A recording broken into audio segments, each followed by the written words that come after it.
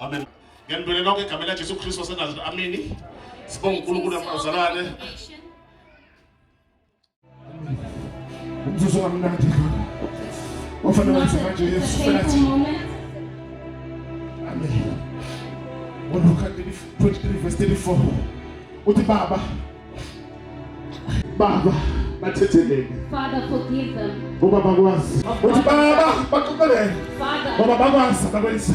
forgive them for Badala bezokwenza baphushe into baba. destroying what they have lived Amen. Uthi for. Baba baqoqelele. Like in Matthew, Matthew, Amen. Matthew 6, Amen. Abasa umfundela Matthew 6 9, Amen. Ukufunda 9 kuthi 14, Amen bazalwane. Usiya 14, Amen.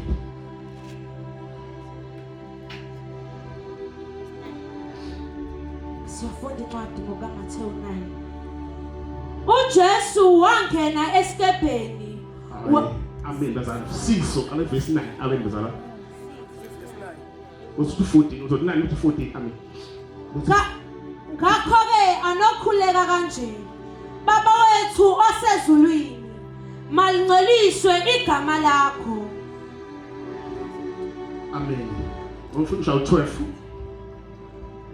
Sithethelele amacala ethu njengalokhu nathi sibathethelela abanecala kithi. Singabathetheleli abantu. Noyihlo akayikunthethelela izithambeko zenu. Amen bazalwane. Baba uJesu ukhuluma nabafundi bakhe lana. God is speaking to his servants. Amen. Uthi fanele sithethelele okonile. Amen bazalwane. Do Wasithethelele. not forgive. Ngizokhuluma manje kaNkulunkulu bazalwane. Uthi ufuna ukuthethelele ezulwini. If you want to be forgiven, Thathelela. forgive. Amen. UNkulunkulu akabize lo obizayo bese yafika yena. Esimanje sakho biza uNkulunkulu bese yafika yena. Without forgiveness, Ubuye nobuye. Siyadinga ukuthethelele. we need to Base uqala ukwazi ukuhamba naye uBaba. that is when Amen we bazalwane.